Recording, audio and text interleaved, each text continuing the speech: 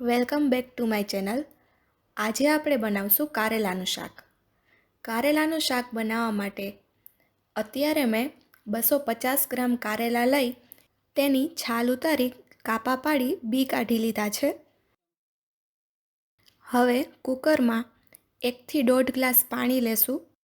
તેમાં 1 ટેબલસ્પૂન મીઠું એડ કરી કારેલાને તેમાં બાફવા માટે મૂકી દેશું.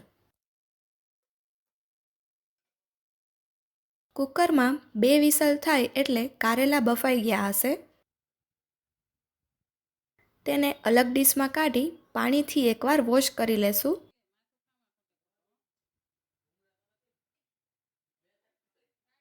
પછી કારેલાને આ રીતે પ્રેસ કરી તેમાંથી બધું પાણી નિતારી લેશું, જેથી તેની કડવાશ ઓછી થઈ જાય.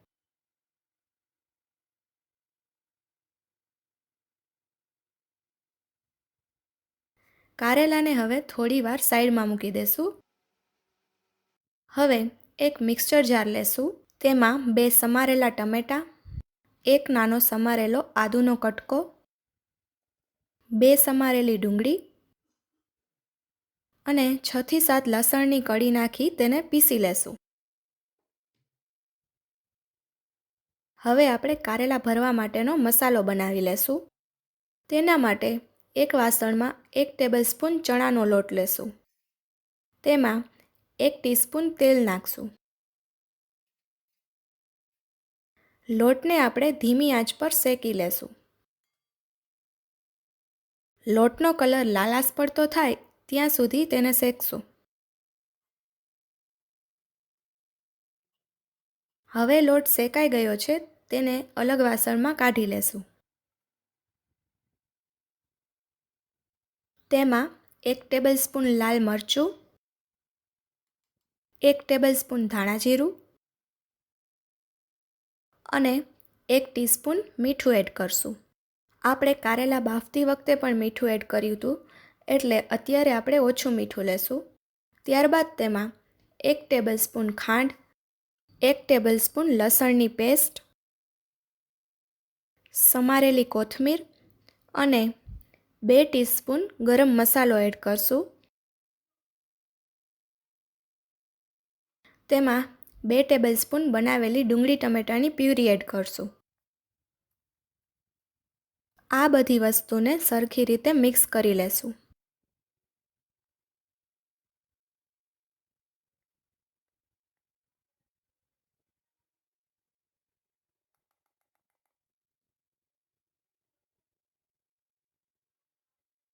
હવે મસાલો તૈયાર થઈ ગયો છે, તેને આપણે બાફેલા કારેલામાં ભરી દેશું.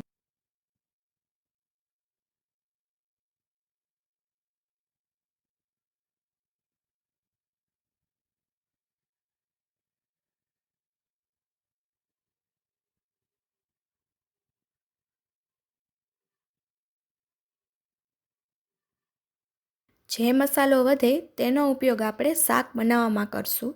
હવે આપણે એક વાસણમાં 2 ટેબલસ્પૂન તેલ લેશું. તેલ ગરમ થાય એટલે તેમાં ભરેલા કારેલા નાખશું.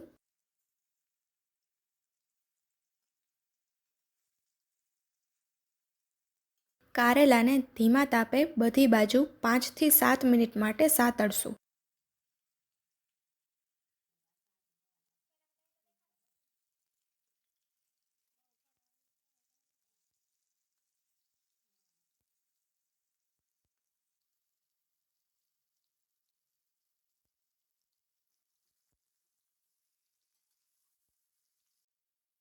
હવે કારેલા સતળાઈ ગયા છે, તેને એક ડીશમાં કાઢી લેશું.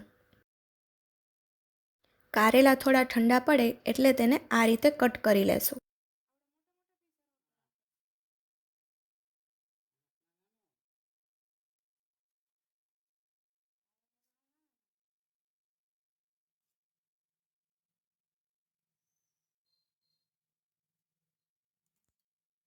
હવે આપણે શાકના વઘાર માટે 2 થી 3 ટેબલસ્પૂન તેલ લેશું. તેલ ગરમ થાય એટલે તેમાં 1 ટીસ્પૂન રાઈ અને 1 ટીસ્પૂન જીરું એડ કરશું.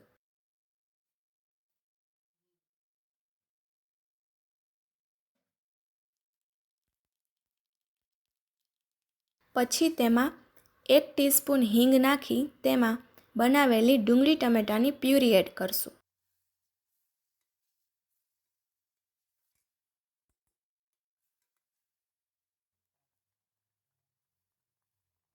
તેમાં 2 ટીસ્પૂન હળદર,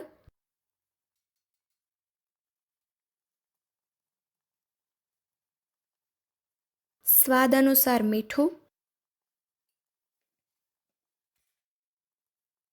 અને 2 ટીસ્પૂન લાલ મરચું નાખી તેને મિક્સ કરી લેશું. ગ્રેવીને 5 મિનિટ માટે તેલ છૂટું પડે ત્યાં સુધી ધીમી આંચ પર રહેવા દેશું.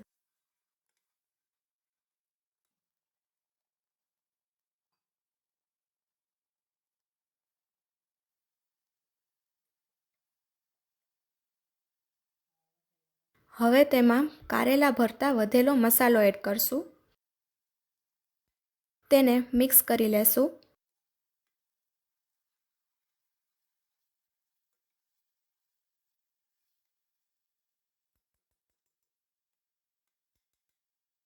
ત્યારબાદ તેમાં 1 કપ પાણી નાખશું.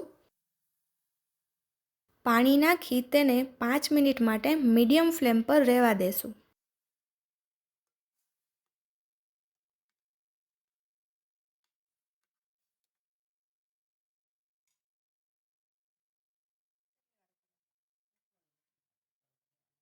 હવે 5 મિનિટ પછી તેમાં ભરેલા કારેલા નાખી દેશું.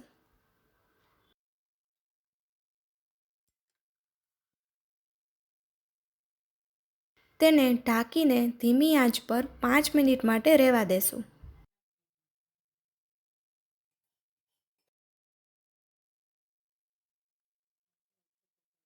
હવે કારેલાનું શાક તૈયાર થઈ ગયું છે. તેને આપણે તળેલા કાજુ અને કોથમીરથી ગાર્નિશ કરશું. જો તમને આ રેસીપી પસંદ આવી હોય તો વિડીયોને લાઈક અને ચેનલને સબસ્ક્રાઈબ કરવાનું ભૂલતા નહીં.